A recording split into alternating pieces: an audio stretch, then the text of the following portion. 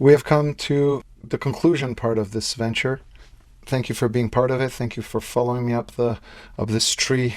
I'd like to cover with you right now, in conclusion, some of the hypotheses that have come around this. The original manuscript volume, as well as the Forces of Society book, have a lot of exploration and details on different ways of understanding the world as a result of setting up the picture as it is. I'll present a couple of things that were one of the larger building blocks of what I've come across, but I would encourage you to buy the book and then see all the other hypotheses and little angles on what God means in this picture, what science means, what all sorts of things mean.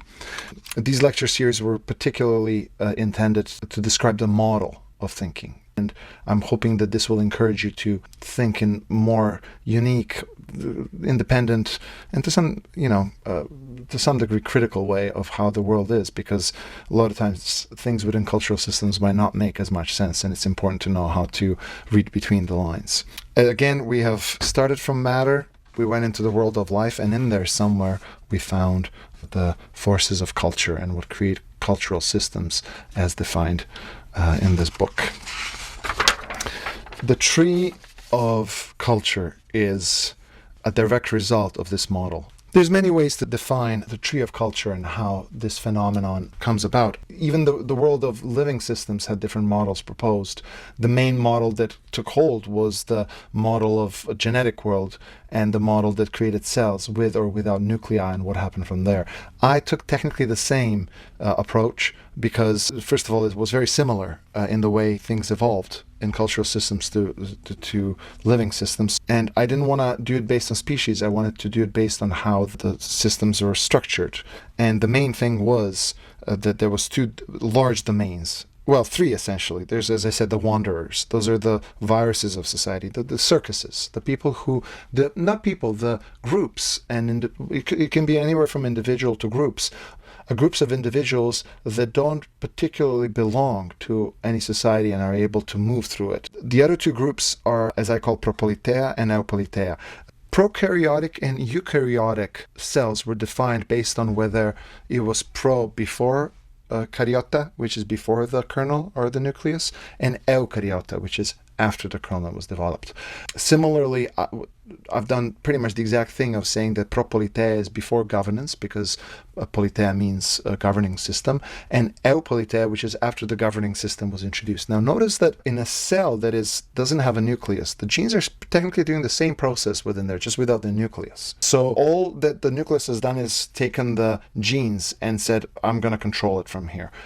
But the processes are by and large running in a eukaryotic cell in the same way that chemical processes would have run in a cell without a nucleus. Similarly, the processes and behaviors and memes that function within a propolitan or autonomous or egalitarian society would be to a large degree present and would build a group that just takes the memes and controls them. The rest of the group would still continue having egalitarian traits to a large degree. There's always a level that you can reach at which point you have to negotiate for yourself, regardless of how much governance there is out there. There's certain living systems, they're called luxury versus housekeeping genes.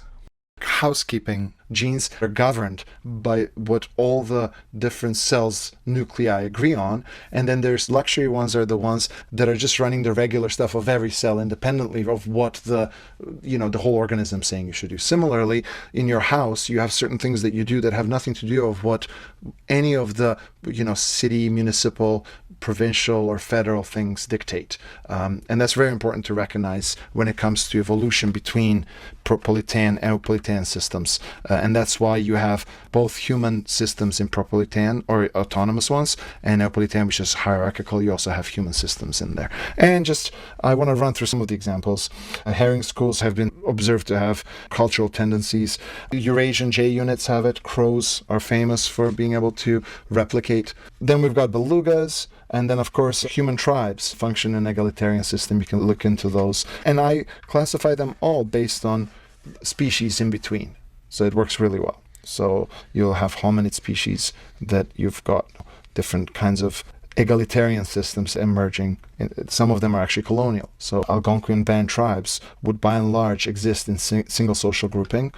And then there's seasons where these smaller groups or small tribes would congregate into large colonies for everyone to mingle and meet. So this for me, those colonies would have been just like there would have been the switch between bacterial colony systems into multicellular chicken and egg situation again, systems where all of a sudden the nuclei that had formed are being used to differentiate cells. Similarly, colonies, as big as they would get, would probably start slowly adopting memes that would specifically organize the system to have different stratums. So we're too big, so we're going to have somebody take care of all the, building all the guns, or making all the food, or making the infrastructure, take care of the housing, what have you.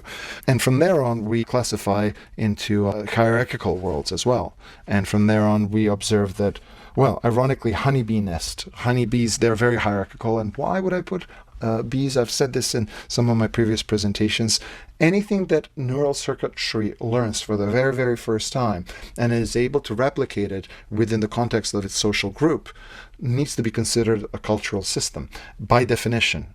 At least this definition. For me, again, memes are not in some higher end human, cognitive sphere. Memes are directly associated in how a specific behavioral pattern is in some way being spread and harnessed into a specific way. And one thing that bees do is they have their wiggle dance, which is not, as much as it's, genetically driven in its essence, the learning is different based on where the food is. So if a bee learns that the food's over there and is able to somehow go back to its tribe and communicate that so everyone can go there, that knowledge is a brand new knowledge that has nothing to do with genetics. It's strictly cultural. Okay? And then we have elephants, we've got dolphins, sperm whales, horses.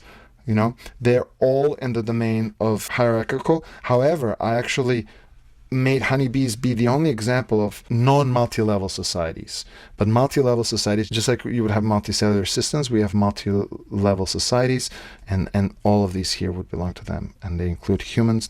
Chiefdom compared to a tribe is a different setting, because chiefdoms actually have a chief at the top. That's the next level. And again, we can always discuss on how much an Algonquin tribe was or isn't hierarchical, because it's all gradual in terms of how it evolves, and you have to be able to know how to classify each one of those in order for them to fit into their right slot. Okay, and then finally, I want to talk about this incredible phenomenon of similarity. Yeah, there's a word. Metaphor is one word. It's analogous is another word, but the word that I found that works the best is isomorphic. Isomorphic is something that can be expressed through a function, meaning that if this thing goes from here and moves like this to here and there, that is by definition how it functions.